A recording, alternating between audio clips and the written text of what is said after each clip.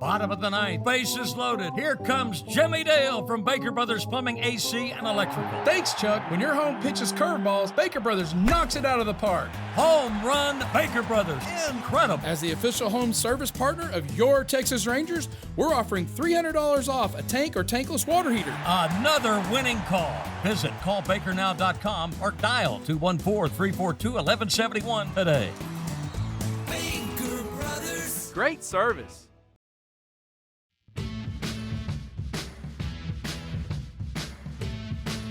Hello, and welcome to the second episode of SportsDay Rangers, a spinoff of the weekly SportsDay Insider podcast powered by the Dallas Morning News.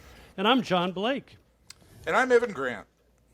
Well, obviously, we're not at the Dallas Morning News spacious studios in downtown Dallas this week. I'm at my lovely home office here, and you can see the pictures on the walls with the front pages from the Morning News after the Rangers won the World Series. And Evan is on the road with the team in New York.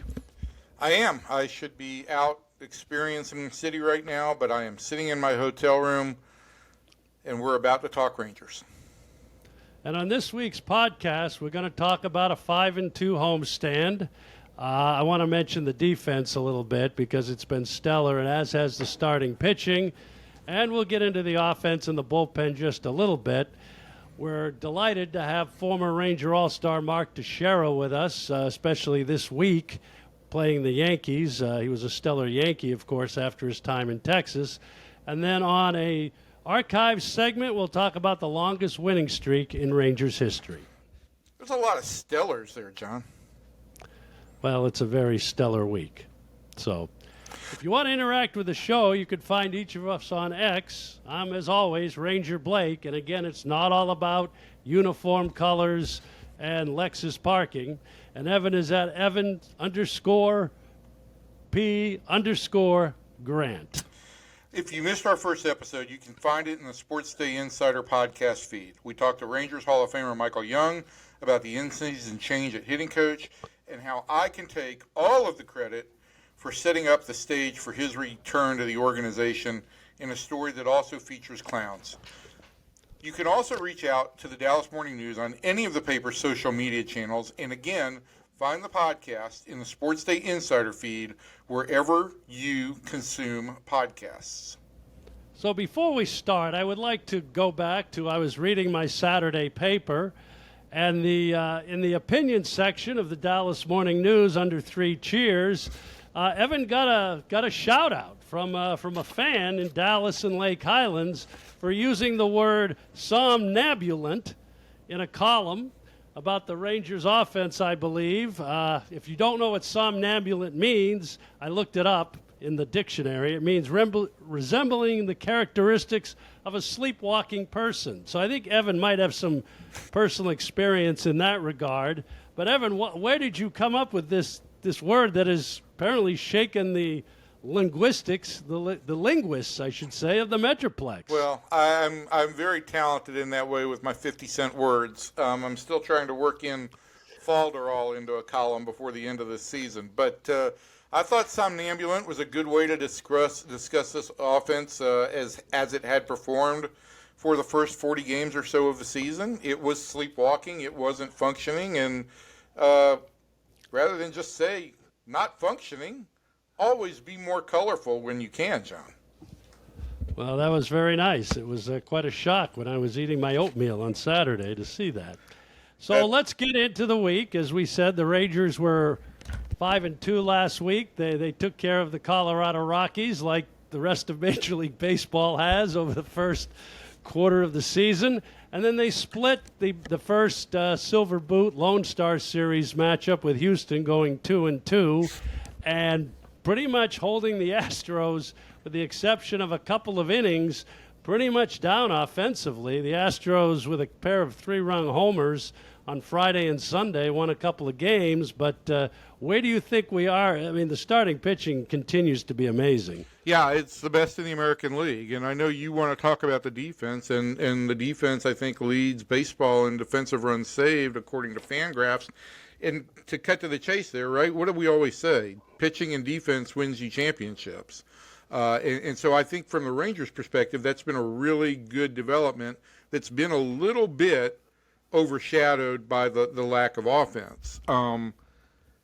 I think that it was really important for the Rangers to come out and show this Astros team that it does have the better starting pitching finally for a change. Last week when this series started, I think I went back and I looked at since 2017, since the Astros AL West dynasty began, I think they ranked third in baseball in starting rotation ERA, and the Rangers ranked 28th.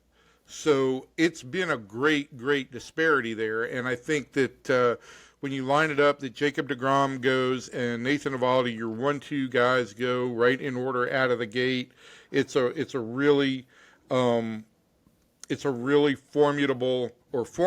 I don't even know my own words anymore, John. It's a really formidable 1-2 punch. The one thing I'll say is, you go back and look at this weekend, and we can break down the weekend any way you want, but when the starting pitcher exited the game over those 4 days, I think they had at that point pitched 18-plus innings, maybe more than that. Houston had scored 2 runs. Now, Leiter ended up having 2 other runs charged to him after the home run by Paredes, but my point is the Astros had 2 runs against Rangers starting pitchers at the time that they had left the game, and I don't know if that is all about the Rangers or if it has something to do with the Astros missing Yordan Alvarez, but that's an impressive number right there, and it should bode well for success against Houston. Well, as you talked about, I guess we'll talk about the defense a little bit here and then maybe get back to the bullpen. I have been so impressed with the defense, and again, I'm not a scout or anything, but just watching this team play defense for the last 20-plus games especially. They've got 1 error in their last 11 games. They rank second in the American League with an overall fielding percentage of .989. The outfield's made 2 errors all year and saved several hits over the weekend. Josh Young, has been great at third base in terms of picks. Jake Berger's done a nice job at first base. And then the outfield of Langford, Carter's now on the DL, and then Garcia in right. And then you watch the Astros, right? And the game on Friday night, their starting pitcher, Blanco, throws a ball into center field. It cost them really 2 runs in that situation. But it's amazing when you watch a good defensive ball club and how you can save runs, all over the field. And that includes the pitchers, too. Yeah, 100%. Look, just to quote this stat again, and I know, you being an old school guy, you like to talk about fielding percentage and all of that stuff, but hey, we're new school here, John. We're talking about defensive runs saved according to Fangraphs, and as the Rangers head into the Yankees series, they had 39 runs saved, which was the most in the major leagues by 9. It wasn't really a close second. Toronto was second with 30, and the Astros had 10 runs saved. And you do look around the field, and you look at Adolis Garcia, who is moving significantly better than he did a year ago. And on Thursday night alone, made 2 really impressive catches. And I thought the second catch that really preserved the shutout at that point, where he broke in on a ball on a sinking line drive on contact. It was a great read, and I thought I was over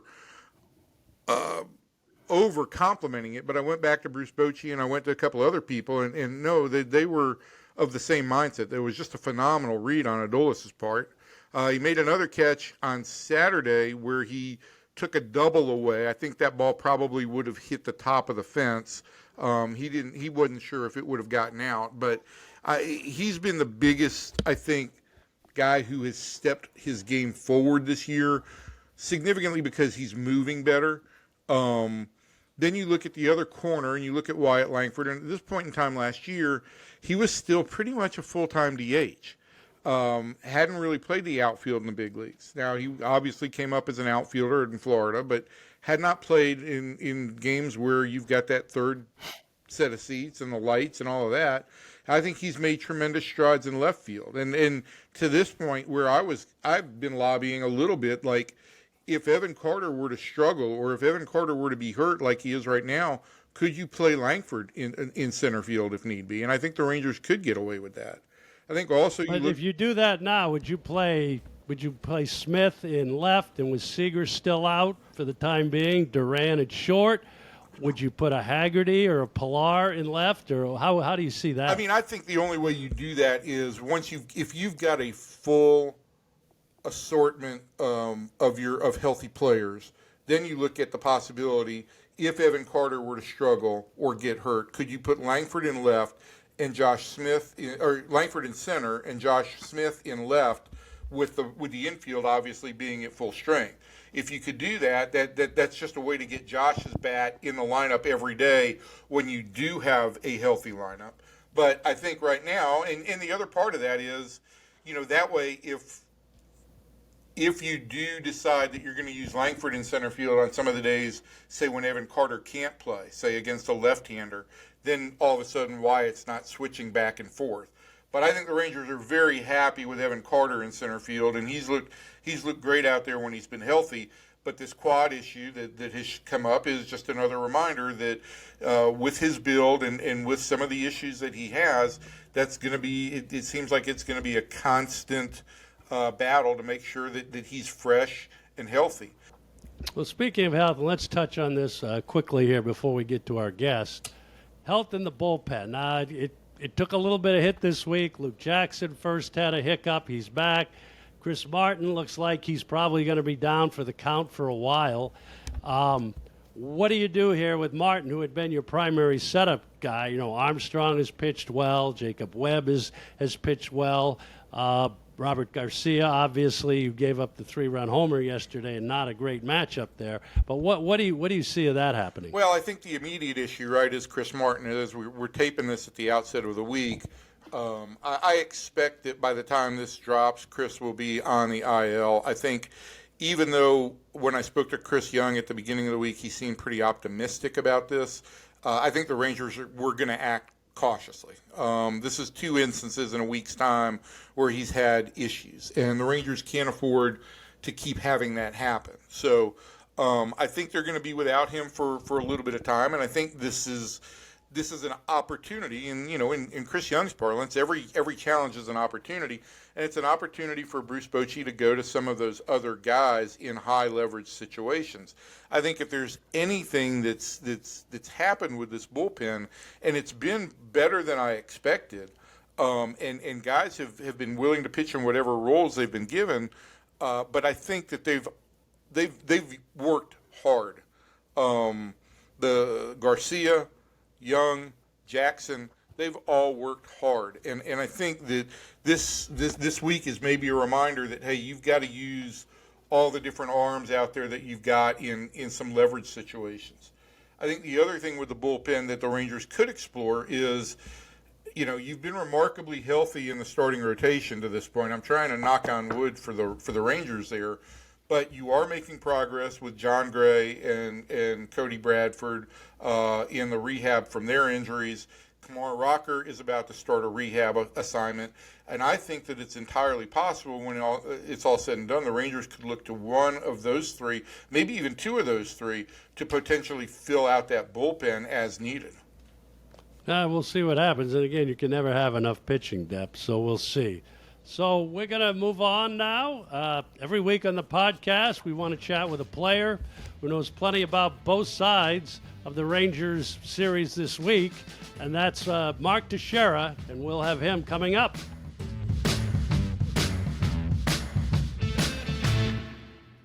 We're happy to have on today's SportsDay Rangers podcast Mark Teixeira, Rangers first-round pick in the unbelievably 2001 free agent draft, 5th pick in the country, made his big league debut in 2003, 14 seasons with the Rangers, Braves, Angels, and most notably the Yankees.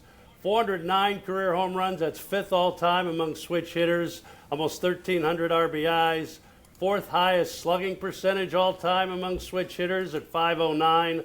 in over 1,800 games with a WAR of 50.5, three-time American League All-Star, five-time Gold Glove winner, and a five-time winner of a Silver Slugger Award, now living in Austin, Texas. So, Mark, welcome. We appreciate you doing this with Evan and I. We're trying to give this a go and see how it goes. It's great to be here, guys. Brings back a lot of good memories seeing the two of you.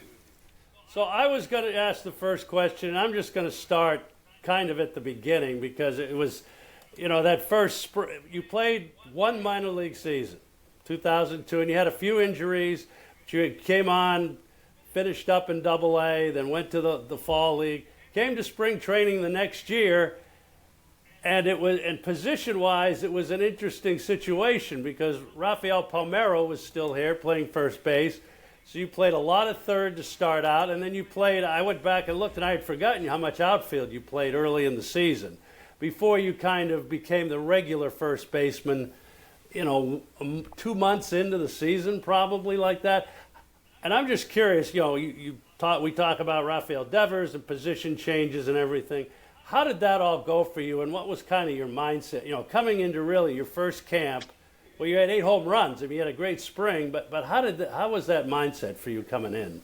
Well, it was a total whirlwind, John. I mean, I think I would be lying to myself if I didn't say that it was I was on the Rangers because of my bat. I came to spring training as a below average third baseman, and like I said, I'll be honest, I was a below average third baseman. We had Hank Blaylock at third. I'm kind of an average athlete. I'm not the fastest guy on the team. Don't have the best arm on the team. So Buck Showalter, he's trying to figure out a way to get me in the lineup. And so he basically said, get a first baseman's glove. I'd never owned a first baseman's glove up until that point. Get an outfielder's glove. I hadn't played outfield. I played shortstop and third base my entire life growing up. So Buck was very honest with me and just said, listen, Tex, we need you in the lineup. Get 3 different gloves, and when you show up to the ballpark, we'll tell you which one to put on for batting practice. Well, I'm more concerned about in 2003. It was also a really veteran team, right? You had a number of veterans there, and look, I mean, we can go through your entire career with the Rangers those 5 years because it was a really interesting time in Rangers history. But how difficult of a break-in period was 03 as you're trying to master all those different positions, but also trying to, get a little bit of I guess, mentorship from some of those veteran guys? Yeah, it was a crazy first year, Evan. We had a team that wasn't very good, as most people remember. We lost 91 or 92 games, I believe, that year. We had a lot of veterans that got traded halfway through the season. We had a lot of veterans that were maybe towards the end of their career and looking for a place to win, and we weren't winning. So it wasn't the happiest clubhouse, if everybody remembers. That being said, I wanted to be a big leaguer. I was 22, 23 years old. I just wanted to play in the big leagues. And I woke up every single day in 2003 as a Major League Baseball player. And that was really cool. And so while it wasn't easy, maybe with, teammates basically telling me, hey, Tex, you need to play outfield because Rafi's the first baseman. And the outfielder, I'm going out to the outfield to shag balls. Hey, Tex, you need to go to third base. I'm the outfielder. It's like nobody wanted me. None of the veterans wanted me because they saw me as competition. But, Michael Young, Hank Blaylock, Kevin Mensch, we had some young guys that were really fun to be with. And, we kind of stuck together, that young group of guys in 2003 and ultimately got through that tough season and had a really fun, great season in 2004. Well, we're not going to go through this year by year, but I do want to touch on 2004 because it was such a strange year, right? I mean, for Michael, it was probably the strangest because he gets to camp and all of a sudden he looks around and nobody's playing shortstop that first day of ground balls. What was that entire atmosphere like? And, we've made a lot out of the story of Michael walking into Buck and saying, I'll go play short. But tell me your version of it as a young player alongside him. Well, I walked into Buck's office as well and said, Buck, I'm willing to play shortstop. And he laughed at me and he threw me out of the office. No, but seriously, we had the best player in baseball in 2003, Alex Rodriguez. I tell everyone to this day, the best single season of baseball, just from a talent, from a preparation, I was in awe on almost a daily basis, was 2003 when Alex was on our team with the Rangers. So we trade the best player in baseball, and it creates a void that Michael, man, I give him so much credit. He would have been on the path to be a Hall of Fame second baseman, was a perennial all-star second baseman. He decided to, what's best for the team, go and play short. And I think, listen, shortstop's a more fun position to play than second. So I think he really enjoyed playing short more. And even though maybe for his career or stats or all-star game wise, whatever it might be, maybe it wasn't the best switch for him, I think Michael really enjoyed playing short. So 2004, Rangers come agonizingly close. 2005, 2006, it kind of goes sideways a little bit.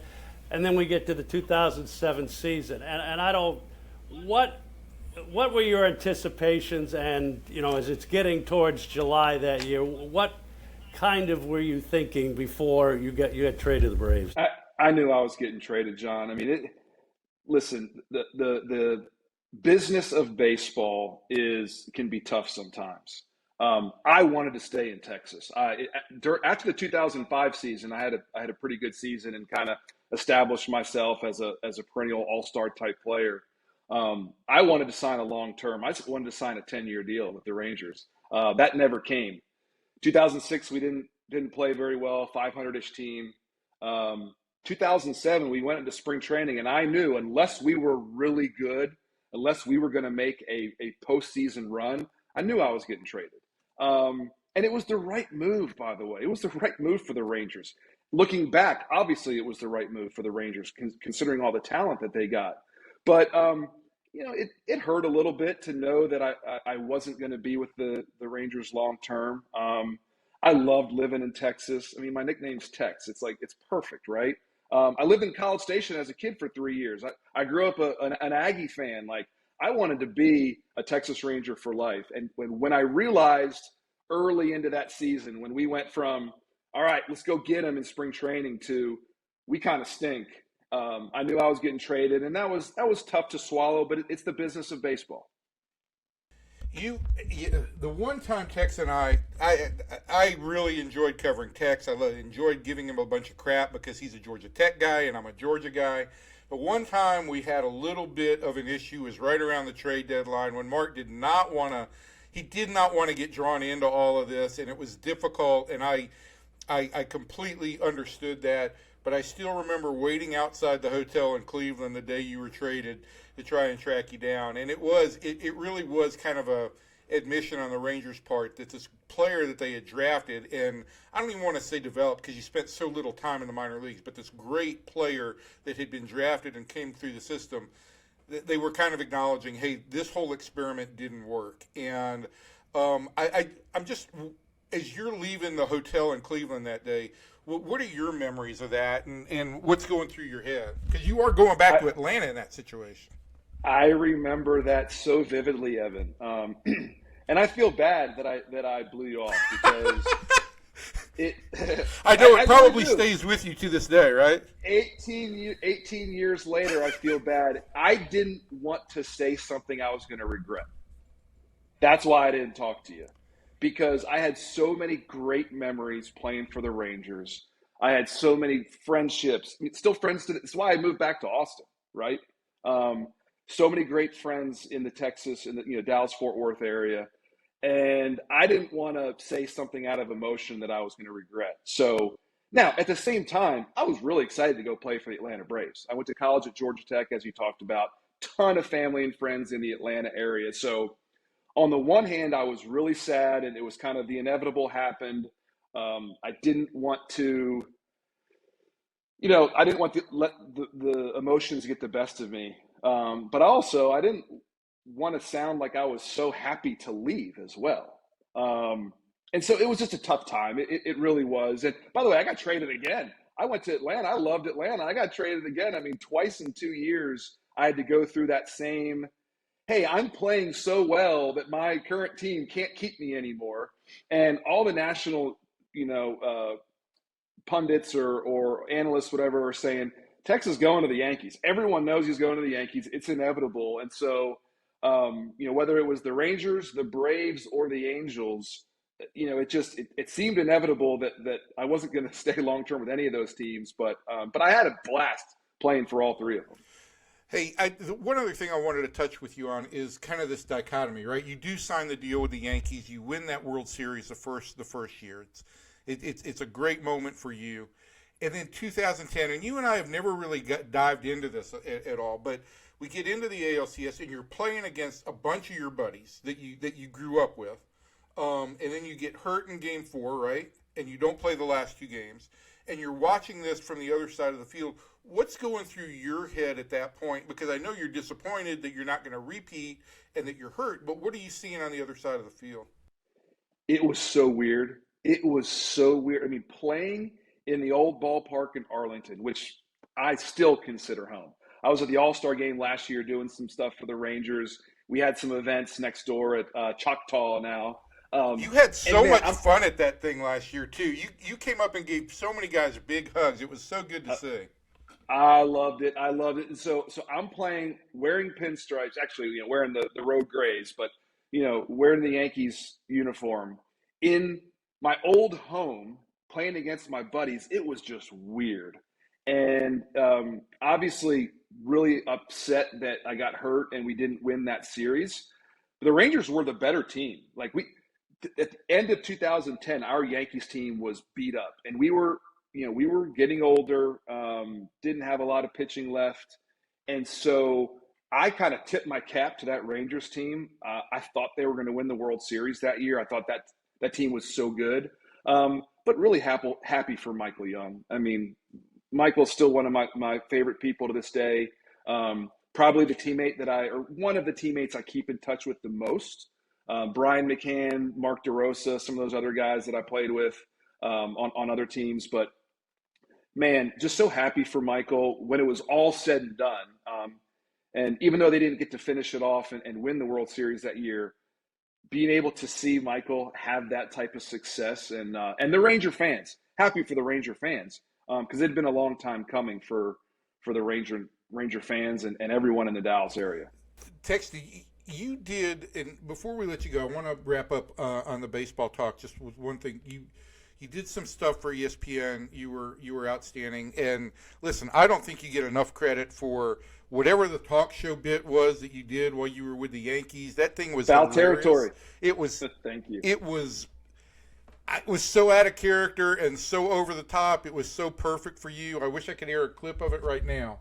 But you walked away from the ESPN thing. You're not doing a whole lot involved with baseball right now, and I assume that's because you wanted to raise your family. You've got a son about to graduate and go off to A&M and be an Aggie. Do you have any intentions or desires to get back into the game? Absolutely. I feel like I'm at halftime in my life, Evan, to your point. I worked for 4 years at ESPN after I retired, and I loved it. I really, really enjoyed ESPN. I joked with people, if I knew I could go to the All-Star game and World Series every year, I would have retired earlier and started working for ESPN. It's hard as a player to get to those two places. So I loved my time at ESPN, but I knew that I missed the first half of my kids' lives. And I knew I only had a few years left where they were in the home. So we decided to move back to Texas. Like you said, we're down in Austin now. I finished my degree at Georgia Tech, which was really cool. And I'm kind of at the halftime of my life. I would love to get back into baseball, more on the ownership side, more on helping an owner navigate the business and baseball side of things. I feel like I've seen both sides. I've seen, how to build franchises the right way or the wrong way. I've seen from the ESPN side, I've talked to a lot of smart executives, talked to a lot of smart owners and how they look at things. So I think my experience would help on that end. But I also want to serve, whether it's with my church, whether it's in public office. I've always thought about maybe running for public office. As crazy as that sounds, I do feel like the second half of my life will be in some sort of service. And whether that's serving an owner or an ownership group or serving my community, I want the second half of my life to be meaningful. And when all of my kids are out of the house, like you said, I've got one on his way to A&M. I've got a senior next year, and then I've got a freshman next year in high school. So 4 years, I'm a free agent. So, if you have any openings, Evan, please let me know, and I'll be ready to go to work. Yeah, after I win the lottery and start to purchase a share of a club, you'll be my first call. Mark, before we let you go, we're going to try and give people a little taste of off the field, and we're calling this "Better Get to Know a Ranger Legend." So we've got 5. I will say up front on this that these are Evan's questions. I did not contribute to this little. You guys remember, I played in New York for 8 years. I've heard it all. There's nothing you can throw at me that I haven't heard or at least can't be prepared for. So we've got 5 questions here. Some of them may have been stolen or borrowed from the Colbert questionnaire. But Mark, are you ready? You ready to tackle this? I'm ready to go. All right. What's the best sandwich? Chicken Parmesan with a toasted bun. Have you ever personally asked for an autograph that's not for a charity that you're running, but asked somebody for an autograph? Yes, and the last one was Prince Harry. I did a charity function with Prince Harry and I have his autograph on a baseball, which I don't even think is legal, but I got it. What's your favorite sports moment that doesn't involve you? Wow, I love that question.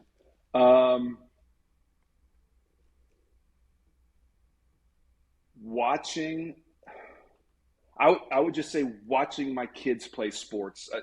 That's probably like a dad cop-out answer. I've been to Super Bowls. I've been to national championship games, some great college football games.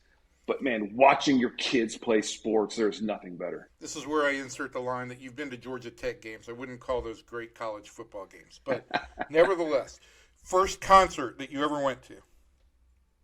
Billy Joel and Elton John at RFK Stadium. I was like 10 years old. My parents took me. It was awesome. I saw that concert at the Georgia Dome in 1994.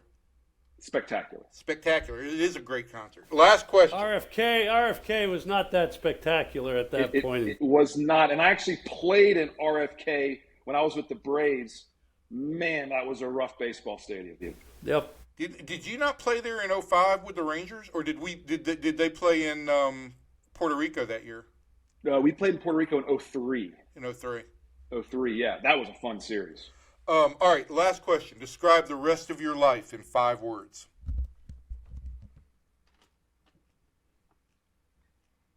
Being there for my family and my community. 7. Being there for my family. How about that? Perfect. That's great. Excellent. That's outstanding. Mark, thanks for joining us on the Rangers SportsDay podcast. Thanks, you, guys. Tex. We appreciate it. Come see us in Arlington. I'll do it anytime. This was fun. Was this painful? This was awesome. Was it? I could talk to you guys forever. I enjoy. I had a conversation with a friend this weekend, and he essentially asked, "Is it harder the further you get away from your career?" And I go, "Man, it's way easier because I forget about all the outs. I forget about the strikeouts. All people talk about are the good stuff. Like it is so much fun." And Jorge Posada said that too. He came back and he spoke at one of our charity functions a couple years after he retired. And someone asked him, like, what's it like being retired? He goes, "It's awesome. I haven't made an out in 2 years." And that's, I haven't made an out in 9 years. So things are good.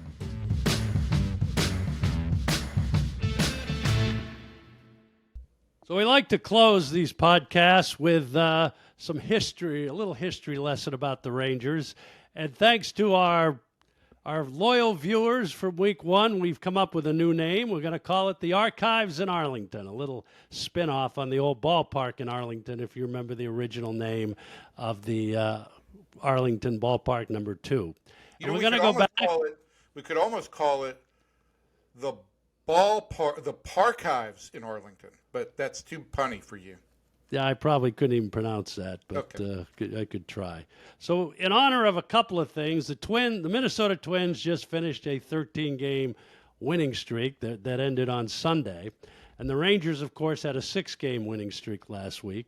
But it was around this time of year, late in May, mid to late May in 1991, the Rangers actually set their club record for the most consecutive wins. It was from May 12th to 27th of that year. The Rangers won 14 games in a row, and they haven't come close to that. The second most is 12 in 2011. And the club, and for me this is surprising because this was a very mediocre team, to say the least. When the winning streak started, they were in 6th place. They were 11-14 in the then 2-division American League.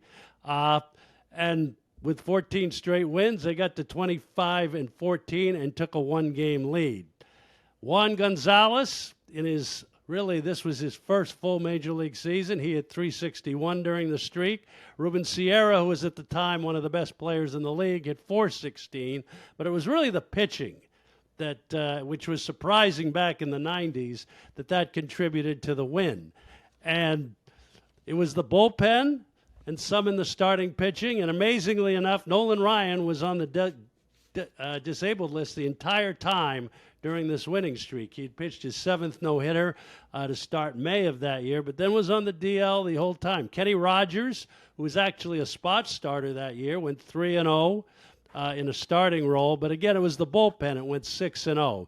And I have a trivia question here for Evan, and that is, already having stated that Nolan Ryan was on the DL during the winning streak, what future National Baseball Hall of Famer won at least 1 game during the Rangers' 14-game winning streak? What future National Baseball Hall of Famer won at least 1 game during that winning streak? Correct. This was 1991. That is correct. I'm going to go with... Now, it wouldn't have been Blyleven. He pitched for the Rangers in the 70s, right? Correct. One Hall of Famer that won a game. I'm going to go with... I'm at a loss. It was Rich Goose Gossage, who was in the bullpen in 1991, and he won his last game as a Ranger, by the way. It was on May 15th of that year against the Tigers. And speaking of Nolan, he pitched his 7th no-hitter that year, came very close to pitching an 8th no-hitter, which I would have missed, by the way. This was July 7th, 1991. It was the last game before the All-Star break that year. The Rangers were playing a night game at home against the California Angels, and I was going to work the All-Star game, which was in Toronto, so I flew out that afternoon. And I was not at the ballpark on that Sunday night. And I landed in Toronto, and I called back to the press box at the time, Larry Kelly was my assistant, just to check in. He says, well, Nolan's got a no-hitter through 7 innings. And I told Larry, you're pulling my leg, right? I don't think you said it that way. Probably not. But then I said, well, let me talk to Bert, Bert Hawkins was the scorer. And Bert goes, buddy boy, that's exactly right. So we get on the shuttle bus to go to the hotel, and again, we had no cell phones. Why didn't you just follow the game on your ballpark app? Yeah, right. In 1991, and I was fuming. I said, "Why did I come up here early? I'm going to miss this no-hitter." And I fumed for like 35 minutes. Got to the hotel, raced to the pay phone in Canada, which is Bell Canada, by the way, if you didn't know, and Nolan had given up a leadoff single to Dave Winfield in the 8th. He pitched a 2-hitter with 14 strikeouts, put the Rangers at a tie for first place at the All-Star break at 44-33. But as Ranger teams were wont to do in the day, they went 41-44 after the break to finish in 3rd place, 10 games out in Bobby Valentine's last year. So I promise next week this won't have a bus or anything attached to it like the first 2 have. But that was the longest Rangers winning streak ever, and it holds to this day. I think before this is all said and done, we're going to have a demonstration of what it meant to like have a full-on John Blake fuming incident. I will just say this, before we leave here, that the week that Alex Rodriguez signed with the Rangers, which was at the winter meetings in Dallas at the Wyndham Hotel, and these were in the days before Twitter, obviously. Alex, overnight there had been a report that Alex had kind of come to an agreement with the Rangers. I was trying to get it confirmed. And John and I got into a set two outside of the media workroom in which both of us were yelling very loudly at the top of our lungs. And when it was all said and done, Ken Daly, who was then the national writer for the Dallas Morning News on baseball, came over to me and said, "Hey, I think you're going to have to apologize to John for that whole thing. I mean, we're going to need him. We got to maintain a relationship with him." And I said, "That was nothing. That was another day at the office for us." So we need to be able to demonstrate, besides, the questions in Japanese and all of that, we've got to find a way to demonstrate for the audience exactly what a John Blake meltdown was like. I don't know if I want to go there, but you got to admit, I was under a lot of stress at that point. So, you're under a lot of stress at all times. Yes, I was. But anyway, so that's the Archives in Arlington for this week. And that's going to wrap up our second edition of Sports Day Rangers. We thank you for joining us. Hey, if you can't get enough of my opinions and my stupid jokes, you can also hear me with Morning News columnist Kevin Sherrington on Sports Day Insider in the same feed every week. Each week we're featuring Sports Day reporters who are reporting on the top stories in Dallas at that point in time. It's the second best podcast the Morning News does. So if you have any questions for us, you can ask us on X, and we'll try to get to some each week. And thanks to Mark Teixeira for joining us this week. It's always great to talk to Tex. We'll talk to you all next week.